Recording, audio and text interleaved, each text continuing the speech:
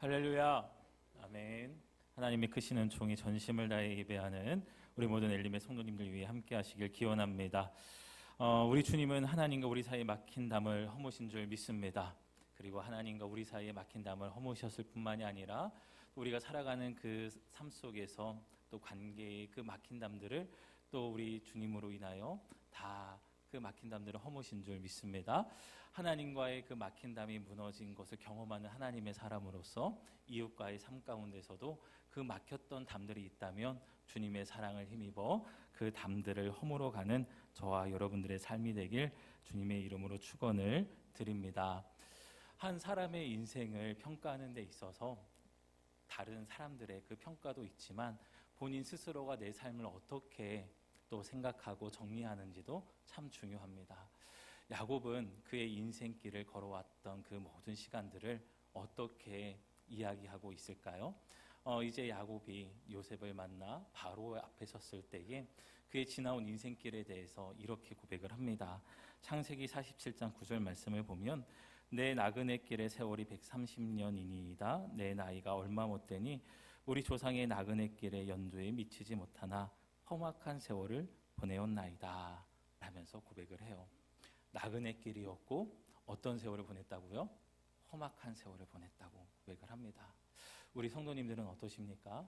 우리가 지난 시간까지 14번의 시간 동안 야곱의 인생길을 함께 걸어오면서 여러분의 인생길을 한번 많이 맞대어 보셨을 거예요.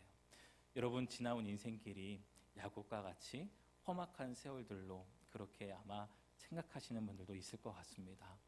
그럼에도 불구하고 우리가 야곱의 인생길을 함께 걸어오면서 봤을 때에 야곱의 인생의 그 험악한 세월 동안 하나님은 그를 한시도 놓지 않으셨다는 것을 발견하게 되셨을 거예요. 하나님은 그를 거룩하게 빚어가셨고 하나님의 언약을 이루어가는 그 중요한 인물로 세우셨으며 결국에 하나님은 그 일들을 성취해 가시는 그 놀라운 역사를 야곱의 삶과 그의 가정을 통해 이루어 가셨습니다. 야곱에게는 험악한 세월이었지만 동시에 하나님께서 그를 거룩하게 빚어가신 시간이기도 했어요. 자, 그런데 우리가 이 야곱의 그 시간을 통해서 이제 요셉과의 만남에 이르기까지 그 화해와 용서의 시간, 화해와 용서를 하기까지 준비된 시간을 보면요, 어마어마한 시간이 흘렀음을 우리가 가늠할 수 있게 됩니다. 시간만 흐른 것뿐만이 아니라 하나님은 그 인생길들을 크게 돌리시면서 정말 많은 환난을 경험하게 하시고 또 고난 가운데서도 그들을 훈련시켜 가시는 그 시간을 가지셨죠. 이 용서와 화해의 시간이 이르기까지 하나님은 그렇게 한 영혼들을 준비시켜 가셨습니다. 야곱도 준비시켜 가셨고 요셉도 준비시켜 가셨고 그뿐만이 아니라 요셉을 팔아넘겼던 그 형제들의 마음자리도 하나님께서 다듬어 가시고 그 용서와 화해의 은혜를 담을 그 인생의 그릇을 준비해 가셨다라는 것을 우리가 알 수 있어요. 결국엔 하나님께서 이렇게 야곱의 삶을 거룩하게 빚어가시는 그 여정의 마침표에 무엇을 두셨느냐? 바로 그의 삶의 온전한 회복을 주셨다는 것을 우리가 보게 됩니다. 어떤 회복이었을까요? 가정의 회복이었고 관계의 회복이었고 그의 심령의 회복을 하나님은 그 거룩한 여정의 그 마침표에서 이루게 하셨다는 것을 우리가 야곱의 인생을 통해 보게 됩니다. 하나님, 지금 당장 나를 회복시켜 주옵소서 라고 하는 그 기도의 제목으로 우리가 설 때가 참 많을 거예요. 그런데 그 회복의 시간은 온전히 누구에게 있습니까? 하나님께 있다라고 하는 거죠. 하나님의 때에 하나님의 방법으로 이루셔서 우리의 삶을 온전하게 회복시키시고 우리들의 그 깨어졌던 그 모든 관계들을 온전히 회복시키실 그 하나님의 은혜를 우리가 열망하며 나아갈 수 있게 되길 간절히 소망합니다. 어떤 분들은 생각하실 거예요. 목사님, 나의 삶 가운데 야곱처럼 깨어진 관계가 정말 회복될 수 있을까요? 여러분, 우리가 야곱과 요셉의 이야기를 보면서 그 소망을 품을 수 있습니다. 이 야곱은 요셉을 만날 생각조차 하지 못했었거든요. 그리고 그 요셉과 요셉의 형제들이 서로 얼싸안고 울으면서 그 용서와 화해의 자리로 나가게 될 줄 어떻게 알았습니까? 근데 하나님은 그 시간을 갖게 하셨어요. 그 소망을 우리들에게 말씀을 통하여 보여주셨다는 것은 하나님은 그 관계 회복과 그 삶의 회복을 통하여 하나님의 뜻을 성취해 가신다는 것을 우리에게 심어주고자 하심인 줄 믿습니다. 여러분, 우리가 함께 오늘 말씀을 나누면서 그 온전한 회복에 이르기까지 또 야곱과 야곱의 가정 가운데 주신 그 세 가지 선물들을 함께 찾아보고 또 우리도 그 선물을 누리며 그 온전한 회복을 향하여 걸어가고 있음을 다시금 한번 확인하는 복된 시간이 되길 간절히 소망합니다. 하나님께서 야곱의 삶에 주신 완전한 회복을 향해 또 주신 그 선물은 무엇일까요? 첫 번째로 사명입니다. 야곱과 야곱의 가정 가운데에 사명을 주게 하심으로 말미암아 그들의 관계가 온전히 회복되었다는 것을 보여주고 있으세요. 오늘 우리 28절 말씀을 같이 함께 읽겠습니다. 시작. 야곱이 유다를 요셉에게 미리 보내어 자기를 고센으로 인도하게 하고 다 고센 땅에 이르니. 아멘. 야곱은 유다를 자신보다 앞서 보냅니다. 지금 야곱은 이제 요셉을 만나기 위하여 모든 마음의 준비를 다하고 또 하나님께서 애굽에 내려갈 때 함께 하시겠다고 하는 그 약속을 붙들고 기쁜 마음에 가고 있었거든요. 그런데 오늘 야곱의 모습이 유독 눈에 들어오는 것은 누구를 보냅니까? 유다를 앞서 보냅니다. 그리고 그 길을 준비하게 하고요. 고센 땅에서 이제 요셉과 이야기를 하며 그 모든 일들을 준비하게 하는 역할을 이 유다에게 맡겨주고 있어요. 그런데 우리가 유다가 어떤 사람인지 알면요, 야곱이 이렇게 사명을 주었다는 건 정말 놀랍다고 여길 수밖에 없습니다. 유다는 어떤 사람이었느냐? 바로 레아의 아들이었습니다. 야곱과 레아 사이에 태어난 아들이 바로 유다였어요. 레아는 늘 야곱의 사랑이 고팠던 여인이었습니다. 그리고 레아의 소생들은 늘 아버지의 사랑 속에서 좀 배제되어 있고 편애받았던, 그 편애의 눈물을 흘렸던 아들들이 바로 레아의 아들들이었어요. 더군다나 이 유다는요, 이제 요셉을 상인들의 손에 팔아 넘길 때에 이 유다가 결정적인 역할을 합니다. 이제 형제들이 죽이자라고 이야기를 하자 이제 유다가 그렇게 제안을 해요. 우리의 손에 피를 묻힐 수 없으니 차라리 상인들의 손에 팔자. 여러분, 요셉을 살리고자 함이었습니까? 해하고자 함이었습니까? 해하고자 함이었어요. 물론 우리는 성경 속에서 요셉의 생명을 보존하기 위해서 그 선택을 했다고 볼 수도 있지만 성경에는 정확하게 기록되어 있습니다. 우리에게 피를 묻힐 수 없다는 거예요. 누구에게 피를 묻히자게 하는 거예요? 다른 사람들의 손에 피를 묻히게 해서라도 이 요셉의 삶을 우리들의 삶에서 드러내자라고 하는 그 마음으로 그렇게 말했던 사람이 바로 유다였어요. 또 유다는 아버지 야곱에게 대못을 박은 사람입니다.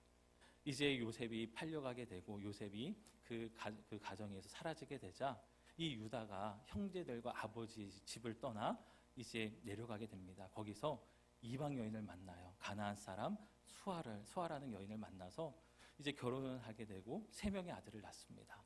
그런데 2 아들이 죽죠. 여호와 보시기 악을 행하여 하나님께서 그들의 생명을 거두어 가십니다. 그런데 첫 번째 며느리인 다말과 이제 동침하게 돼요. 그 사이에서 베레스와 세라라고 하는 아들을 낳게 되죠. 여러분, 이 유다의 이야기를 보면 이렇게 가정을 어그러뜨린 사람이고 또 하나님 보시기에 악한 일들을 행했던 사람이 바로 유다였습니다. 이 유다도 아버지의 집을 떠나고 형제의 품을 떠났던 사람이었어요. 그런데 어느 순간 이 요셉과 이 야곱의 그 만남 가운데에 유다가 굉장히 중요한 화해의 가교의 역할을 하게 되는 것을 우리가 성경 속에서 보게 됩니다. 오늘 말씀을 통해 유다와 또 이 아버지 야곱의 관계가 회복되었다는 것을 우리가 가늠할 수 있죠. 비록 나에게 상처를 주었던 아들이었지만 또 아직은 모르지만 그 유다의 손에 나의 사랑하는 요셉이 팔려갔었던 그런 이제 역할을 했었던 아들이었지만 이 야곱은 유다에게 그 엄청난 사명을 허락하여 줍니다. 그리고 그 사명을 감당케 해요. 여러분, 이것이 이해가 되십니까? 나를 떠난 그 아들을 다시 불러서 나의 가정의 회복을 위한 화해의 그 중추적인 역할을 맡아가는 그 역할에 어떻게 이 유다를 세울 수 있을까요? 우리의 생각과 감정으로는 전혀 이해할 수 없는 그 일들을 지금 야곱이 행하고 있었던 겁니다. 물론 유다도 변한 모습이 있어요. 성경을 보면. 그런데 정말 많이 변한 건 누가 변했습니까? 야곱이 변했던 거였어요. 야곱이 그만큼 이 아들들에 대한 마음의 품이 넓어졌다는 것을 우리는 이 이야기를 통하여 조금이나마 추측할 수 있다라고 하는 것이죠. 오늘 이 이야기를 통해서 우리들에게 들려주시는 메시지가 있습니다. 여러분, 그 관계의 회복의 가장 큰 중요한 또 바로미터가 뭐냐면 일을 준다는 거예요. 사명의 자리에 세운다라고 하는 것입니다. 하나님과 우리 사이의 관계가 회복되었다라고 하는 것은요, 하나님이 우리들에게 뭘 주셨다라고 하는 거예요? 사명을 주셨다라고 하는 거예요. 일을 맡겨주셨다라고 하는 겁니다. 저와 여러분에게 하나님께서 맡겨주신 일이 있을까요? 없을까요? 있습니다. 우리는 교회 안에서 집사로, 권사로, 장로로, 전도사로, 또한 목회자로 그 직분을 받고 또한 사명을 감당해 가고 있어요. 그런데 여러분, 우리가 이 직분 말고도 우리 모든 예수 그리스도를 믿는 사람들에게 주신 공통된 직분이 있습니다. 고린도후서 5장 18절 말씀을 우리가 함께 볼 텐데요. 이 말씀을 보면은 우리에게 주신 그 공통된 직분이 있어요. 뭐라고 말씀하시냐 하면 모든 것이 하나님께로부터 났으며 그가 그리스도로 말미암아 우리를 자기와 화목하게 하시고 또 우리에게 화목하게 하는 직분을 주셨으니. 어떤 직분을 주셨다고요? 화목하게 하는 직분을 주셨으니. 할렐루야. 저와 여러분들에게는 화목하게 하는 직분을 주셨다라고 말씀을 하십니다. 내가 직분을 못 받아서 마음 상해할 일이 아니라 우리가 예수 그리스도를 믿는 순간 하나님은 우리들에게 뭘 주신 거예요? 직분을 주신 거예요. 화목하게 하는 직분을 주신 겁니다. 우리들에게 그 일을 맡겨주셨다라고 하는 거예요. 하나님과 우리 사이를 화목하게 하신 그 놀라운 은혜를 우리가 누리는 순간 우리는 하나님께 사명을 받은 사람으로서 화목하게 하는 직분에 우리가 세움받았다라고 하는 것, 보냄받았다라고 하는 것을 오늘 말씀을 통해 일러주십니다. 여러분, 하나님과 여러분의 그 관계가 회복되셨습니까? 그러면 하나님께서 여러분들에게 맡겨주신 그 화목의 직분을 정말 온전히 잘 감당하는 저와 여러분들이 되길 간절히 소망합니다. 자격이 있어서 그걸 주셨을까요? 아니에요. 유다도 자격을 논하면 전혀 그 화해의 자리에 설 수 없는 사람이었습니다. 야곱의 그 아들들 어느 한 사람도 이 요셉과 야곱의 만남 가운데 그 중심에 설 수 없었던 사람이었어요. 그런데 그 관계의 회복을 하였더니 일을 주는 거였어요. 저와 여러분들의 관계가 예수 그리스도로 인하여 회복되었다고 하는 것을 믿는다고 한다면 저와 여러분에게 주신 이 화목하게 하는 직분을 우리가 품고 그 사명을 품고 우리들의 일상의 자리에서도 막힌 담을 허물어가는 저와 여러분들의 삶이 되길 주님의 이름으로 축원을 드립니다. 두 번째로 주신 선물은 포옹입니다. 박상욱 시인의 포옹이란 시를 보면 이렇게 노래를 해요. 우리는 같은 인간으로서 서로를 안아주고 서로를 이해하려 노력하며 그렇기 때문에 인류는 존재한다. 포옹이 없다면 인류는 존재치 않으며 안아주는 것만이 인류를 숨쉬게 한다 라고 이야기를 합니다. 안아주는 것만이 인류를 뭐하게 한다고요? 숨쉬게 한다고요. 여러분, 안아주는 것이 우리들의 관계에 숨통을 틔어가는 은혜의 통로인 줄 믿습니다. 여러분, 서로 안아주시나요? 아멘 소리가 없으시네요. 남편이 아내를, 아내가 남편을, 부모가 자녀를, 자녀가 부모를 포옹하는 이 포옹이 바로 우리를 숨쉬게 하는 그 사랑의 숨통이라고 이 시인은 노래하고 있는 거예요. 저와 여러분들의 삶 가운데 이 숨을 쉬는 통로가 트여지게 되길 간절히 소망합니다. 제가 미션을 드릴게요. 오늘 집에 돌아가셔서 아내를 꼭 안아주시고요. 또한 남편을 꼭 안아주세요. 그리고 자녀들을 토닥여 주시며 꼭 안아주시길 바랍니다. 추석에도 물론 많이 하셨을 거예요. 그런데 그 안아줌이 그 삶에 숨을 쉬게 하고 영혼을 숨쉬게 하는 정말 놀라운 사랑의 통로다라고 하는 것을 이 시인은 깨우쳐주고 있는 거예요. 그런데 여러분, 이 시인만 그렇게 생각하는 줄 알았는데 오늘 말씀을 통해 보면은 야곱과 요셉의 관계에서도 이 숨쉬는 이야기가 담겨져 있더라고요. 오늘 말씀 46장 29절 말씀을 보면 이렇게 이야기를 합니다. 그의 아버지 이스라엘을 맞으며 그에게 보이고 그의 목을 어금 맞추고 안고 얼마 동안 울매. 목을 어떻게 했다고요? 어금 맞추고 그리고 안고 얼마 동안 울매. 그런데 여러분, 요셉이 아버지만 안고 울었던 것이 아니라 누구를 또 안고 울었을까요? 자신을 팔아넘겼던 형제들을 다 안고 옵니다. 창세기 45장 15절 말씀을 보면 요셉이 또 형들과 입맞추며 안고 오니 형들이 그제서야 요셉과 말하니라. 형들은 요셉이 자신의 정체를 말하자 완전 얼어붙어 있었거든요. 그런데 포옹을 해줄 때 말하기 시작을 하는 거예요. 숨통이 트인 겁니다. 숨을 쉴 수 있게 되었던 거예요. 여러분, 우리가 정말 그리스도 예수 안에서 용서와 화해를 이루는 삶은요, 바로 이 서로 부둥켜 안아주고 끌어안아주는 이 포옹의 모습들이 우리 안에 날마다 더해져 가야 될 줄 믿습니다. 우리가 그렇게 할 수 있는 이유가 있어요. 우리가 먼저 하나님께 안긴 사람들이기 때문에 그렇습니다. 우리 이사야 40장 11절 말씀을 우리 같이 함께 읽겠습니다. 이사야 40장 11절 말씀입니다. 시작. 그는 목자같이 양떼를 먹이시며 어린 양을 그 팔로 모아 품에 안으시며 젖먹이는 암컷들을 온순히 인도하시리로다. 아멘. 양떼를 먹이시고 또한 품에 어떻게 하신다고요? 안으시고 인도하신다고 말씀하십니다. 우리를 인도하신 선한 목자 되신 주님은 우리에게 따라오라고 하실 뿐만이 아니라 우리를 어떻게 하신다는 거예요? 그 품에 안아주신다라고 하는 거예요. 우리가 예수 그리스도를 믿음으로 말미암아 구원받았고 우리가 누릴 수 없었던 하나님의 따뜻한 품 안에 우리가 안겨진 하나님의 사람들이라고 하는 거예요. 여러분은 이미 하나님의 따뜻한 품에 안겨있는 사람들인 줄 믿습니다. 한번 따라해 보실까요? 나는 하나님의 따뜻한 품에 안겨 살아갑니다.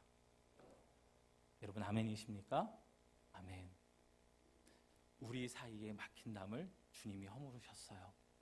우리는 그 새로운 살 길을 따라 우리 하나님이 넓은 품으로 안아주시는 그 품을 향해 우리는 달려가 안긴 하나님의 사람들입니다. 우리 사이에, 하나님과 우리 사이에 막힌 담을 허무신 그 주님, 하나님의 따뜻한 품을 경험하게 하신 그 주님의 은혜를 기억하며 여러분, 이제 여러분의 그 품을 따뜻하게 이웃을 향하여, 사랑하는 자녀를 향하여, 또한 나의 남편과 아내를 향하여 활짝 여는 저와 여러분들의 삶이 되길 간절히 소망합니다. 요즘 시대에 가장 메마른 것이 있다고 한다면 바로 이 사랑이 메말라가고 있다는 것일 거예요. 많은 사람들이 이 포옹에 담긴 그 숨 쉴 수 있는 통로를 찾지 못하며 살아가고 있습니다. 그런데 여러분, 우리가 하나님을 믿는 사람으로서 우리가 정말 누릴 수 없었던 그 은혜를 하나님의 품속 안에서 누리고 있음을 깨닫는 사람들은요, 이 안아줌의 은혜가, 부둥켜 안아줌의 은혜가 얼마나 귀한지 알고 있기에 그 안아준다라는 것에 대한 그 놀라운 은혜를 또한 사람들에게 전하며 살아갈 수 있는 것입니다. 안아줄 때 아플까요? 안 아플까요? 아플 때도 있어요. 하나님이 우리를 안아주시는 것은요, 우리의 모든 것들이 다 완전해져서 안아주신 것이 아닙니다. 여전히 삐죽삐죽한 부분도 있고요, 다듬어져야 될 부분도 있어요. 못난 부분들도 있습니다. 그런데 주님은 안아주신 거예요. 사랑으로 그 모든 못난 부분들을 다 다듬어 가시는 분이 바로 우리 주님의 품이라는 사실이에요.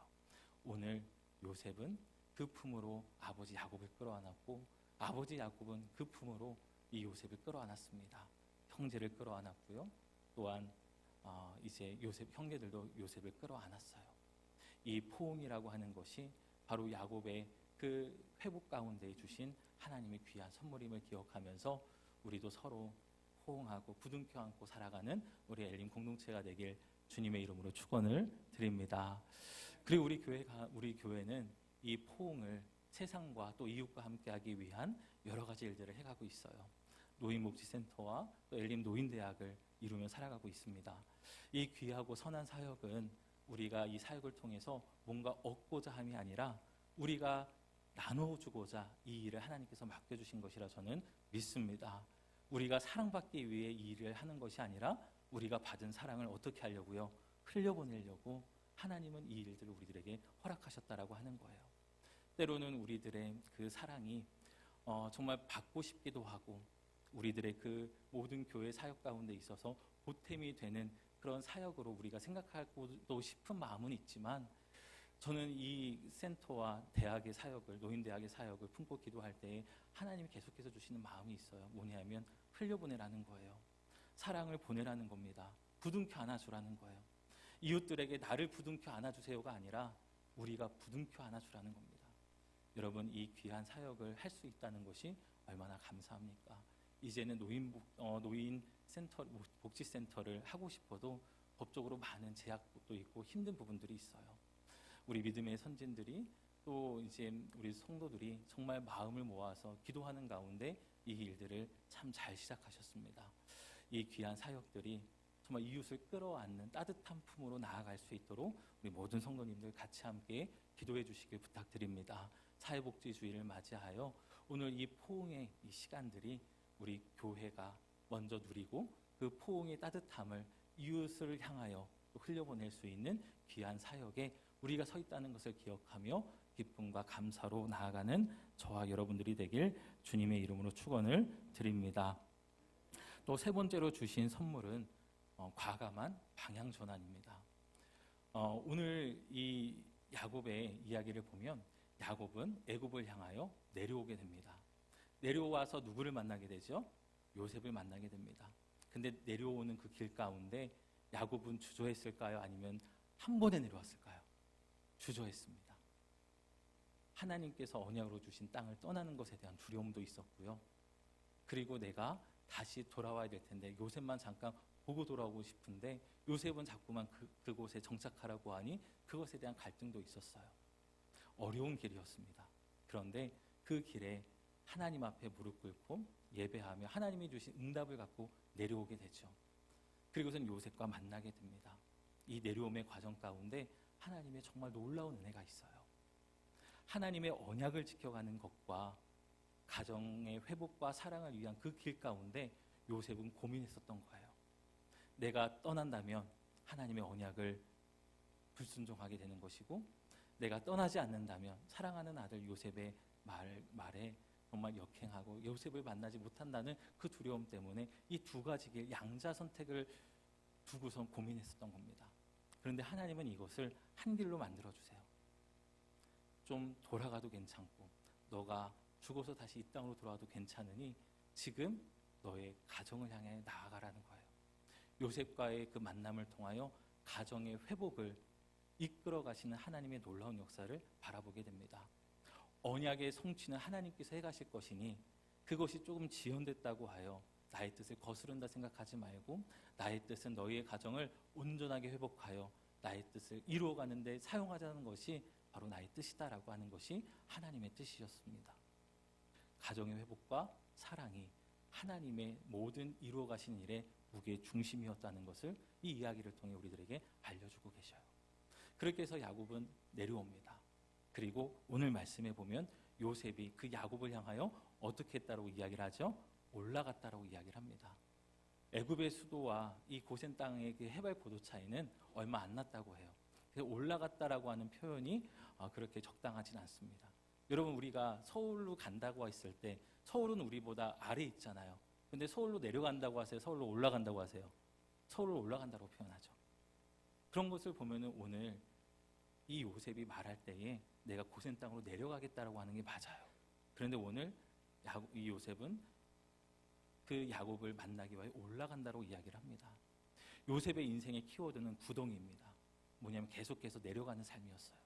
계속해서 어둠 속으로 빨려 들어가는 삶이었습니다. 그런데 거기서부터 하나님이 한 단계 한 단계 올리시죠. 그래서 결국에는 하나님이 이 요셉과 야곱을 만나게 하십니다. 요셉의 마음속에는 나는 내려가는 인생이 아니라 어떤 인생이라고요? 빛을 향하여 올라가는 인생이다. 나를 건져주시는 하나님의 은혜를 힘입어 나는 올라가고 반석 위에 서는 인생이다라고 하는 그 마음이 이 마음에 자리 잡고 있었다라고 하는 거예요. 결국 내려옴과 올라감 사이에 만나는 이 용서와 화해의 장 가운데 이 두 사람을 세우시고 형제들과 요셉을 세우십니다. 사랑하는 여러분, 오늘 이 이야기를 통해 우리들에게 알려주시는 것이 있어요. 우리들의 인생의 방향 전환이 필요하다는 거예요. 용서와 화해의 자리를 향하여 내려감도 필요하고 또한 주님의 손을 붙들고 올라옴도 필요하다라고 하는 겁니다. 기가 막힐 웅덩이와 수렁 속에서 절망 속에 있는 우리를 건져 올리시는 주님의 손을 의지하여 올라가는 인생이 되길 주님의 이름으로 축원을 드립니다. 그리고 주저함이 있더라도 하나님께 나아가 기도의 무릎을 꿇으며 내가 너와 반드시 함께 하리니 그 언약이 지연되는 것을 두려워하지 말고 내려가서 너의 아들을 만나고 너의 가정이 회복되는 것을 내가 원한다라고 하시는 그 주님의 마음을 붙들고 과감하게 내려오는 결단을 하는 저와 여러분들이 되길 원합니다. 용서와 화해의 자리, 하나님이 야곱의 인생을 통해서 보여주신 것은요, 올라가는 사람도 있고 내려가는 사람도 있고 그 중간 지대에서 하나님은 만나게 하신다라고 하는 겁니다.